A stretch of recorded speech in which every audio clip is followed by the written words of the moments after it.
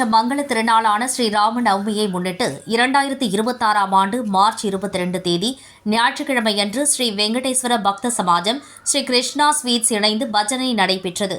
சென்னை பெரம்பூர் பட்டேல் சாலையில் அமைந்துள்ள ஸ்ரீ வெங்கடேஸ்வரா பக்த சமாஜம் ஆனந்த நிலையத்தில் சிறப்பு பஜனை நடைபெற்றது.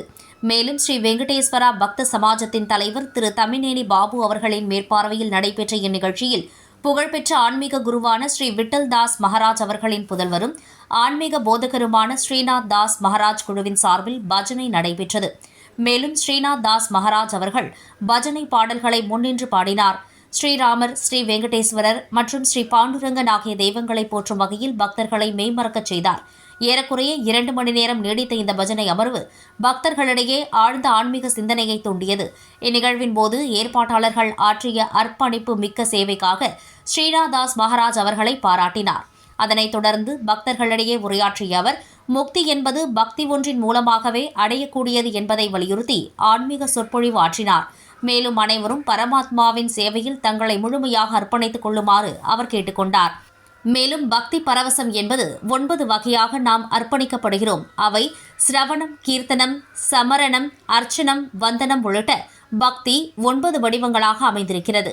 மேலும் ஸ்ரீநாத் தாஸ் மகாராஜ் அவர்களுக்கு ஸ்ரீ வெங்கடேஸ்வரா பக்த சமாஜம் சார்பில் தலைவர் தமிநேனி பாபு அவர்கள் நன்றியினை தெரிவித்தார். இந்நிகழ்ச்சியின் ஒரு பகுதியாக கோவிந்தபுரம் ஆசிரமத்தில் சேவையாற்றி வரும் திரு சந்திரசேகர் மற்றும் அவரது துணைவியார் ஆகியோர் கௌரவித்தனர். மேலும் ஸ்ரீ வெங்கடேஸ்வரா பக்த சமாஜத்தின் அர்ச்சகர்களான திரு வி நாகராஜன் மற்றும் திரு ஜி பாலகிருஷ்ணா ஆகியோர் ஸ்ரீ வெங்கடேஸ்வர பெருமானையும் ஸ்ரீதேவி பூதேவி சமேத வெங்கடேஸ்வர சுவாமி உற்சவமூர்த்திகளுக்கு சிறப்பு அலங்காரம் அலங்கரித்ததற்காக பெரிதும் பாராட்டப்பட்டு கௌரவித்தனர். இந்நிகழ்ச்சியில் ஸ்ரீ வெங்கடேஸ்வரா பக்த சமாஜத்தின் செயலாளர் திரு எஸ் வெங்கட்ராமன், பொருளாளர்கள் திரு வெங்கடரமணுடு, அரங்காவலர் திரு ராமச்சந்திரன், நிர்வாக குழு உறுப்பினர்கள் மற்றும் பக்தர்கள் திரளாக கலந்து கொண்டனர். மேலும் ஆனந்த நிலையம் வளாகம் முழுவதும் கோவிந்தா கோவிந்தா என நாம கோஷங்களால் அனைவரும் பகவானை வேண்டினர்.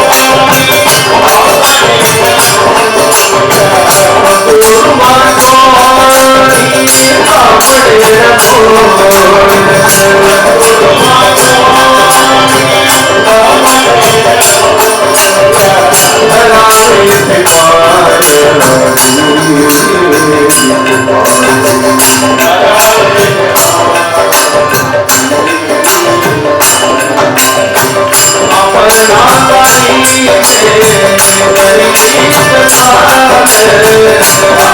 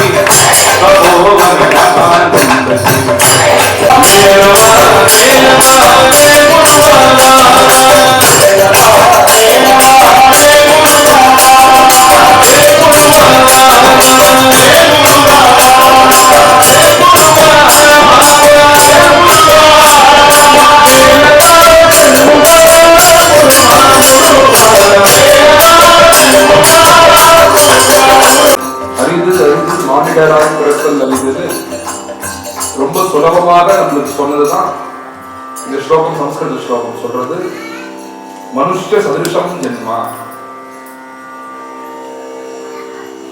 இன்னைக்கு பஜனை கிளம்பி வந்திருக்கோம். மத்தியானம் ஆகாரம் பண்ணோம், ராத்திரி ஆகாரம் பண்ண போறோம். ஒரு 4 பேர் பார்க்கிற மாதிரி ஒரு நல்ல வாழ்க்கை, 4 பேர் நம்மளை மதிக்கிற மாதிரி ஒரு வாழ்க்கை பகவான் கொடுத்துருக்க.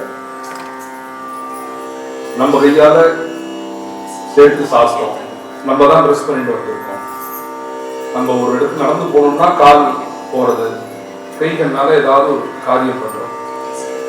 இது மாதிரி மற்ற ஏதாவது ஒரு ஜீவராசிகள் அது நினைச்சது பண்ண முடியுமான்னா பண்ண முடியாது. மனுஷ சதிருஷம் ஜென்மா.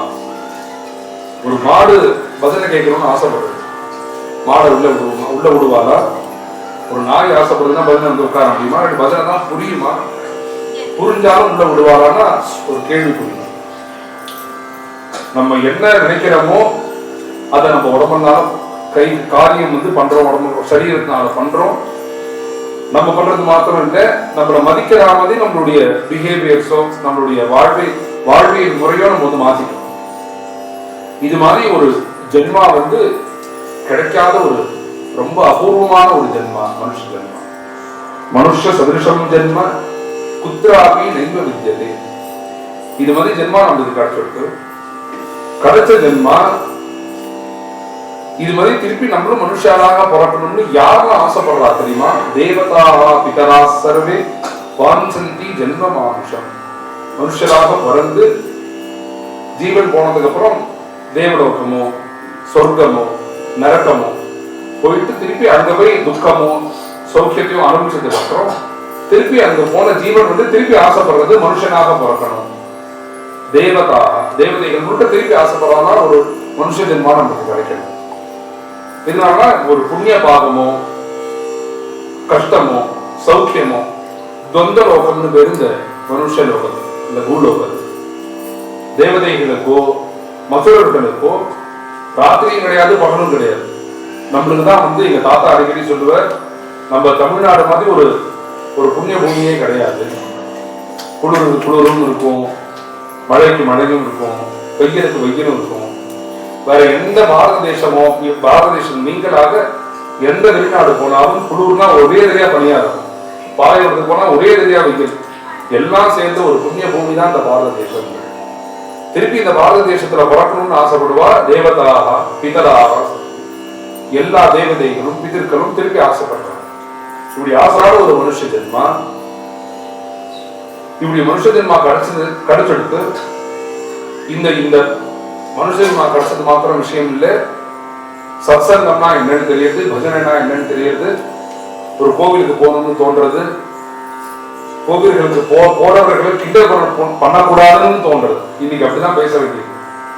நம்ம போறது மாத்திரம் இல்லை, மற்றவர்கள் போறவர்களை பரிகாசம் பண்ணாம இருக்கணும், தெய்வ குத்தம் ஆயிடும், சாதுக்குள் நிந்த பண்ணக்கூடாதுன்னு நம்ம எல்லாத்தையும் சேர்த்துதான் பேச வேண்டியது. இது மாதிரி ஒரு நல்ல மனுஷ ஜென்மா கிடைச்சிருக்கு. கிடைச்ச மனுஷ ஜென்மாக்கு எத்தனை இடைஞ்சல்கள் வரும் தெரியுமா? கோடிஷோ மானுஜானாம்பை பீதிதம் சமுபஸ்திதம். அரிதான மனுஷ ஜென்மா தான். அப்படி கிடைச்ச மனுஷ ஜென்மாக்கு 1000 இடைஞ்சல்கள் வரும், 1000 விக்னங்கள் வரும். கோடிஷோ மானுஜானாம்பை பீதிதம் சமுபஸ்திதம்.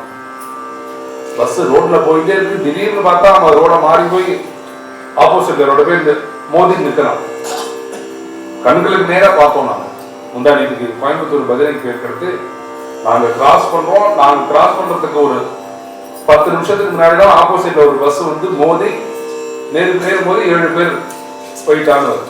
பீதிதம் சமுபஸ்திதம். இதுதான் நடந்து போயிட்டே இருப்பான், திடீர்னு பார்த்தா பள்ளத்துல கீழே விழுந்து.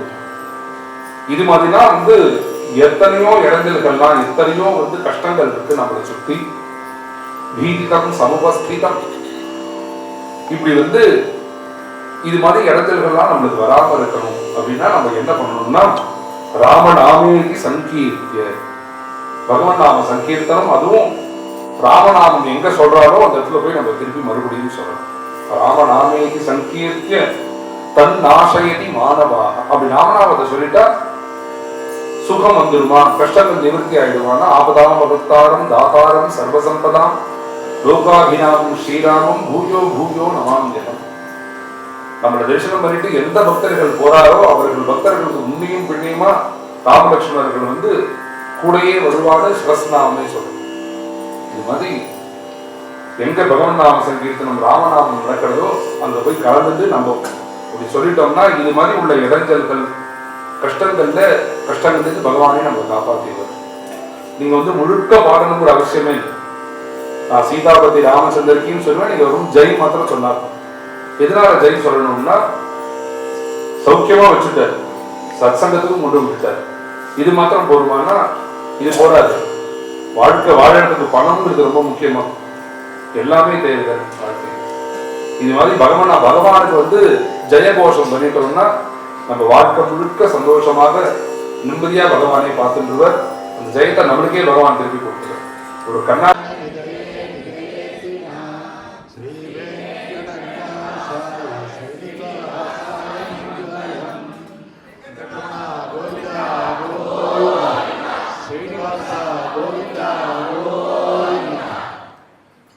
குழுவை சேர்ந்த அனைவருக்கும், நாம் எல்லோருக்கும், நம்முடைய குடும்பத்தை சேர்ந்த அனைவருக்கும் எல்லாம் வல்ல இறைவன் நம்முடைய எல்லா நலன்களுக்கும் நோயற்ற வாழ்க்கையும் நல்ல மனநிலை கொடுத்து என்றென்றும் இந்த கைங்கரியங்களில் ஈடுபடும் பாக்கியத்தை கொடுக்க வேண்டும் என்று எல்லா பிரார்த்தனைகளையும் அவனுடைய பாதாரங்களை சமர்ப்பித்து பிரார்த்தித்துக் கொள்வோமாக.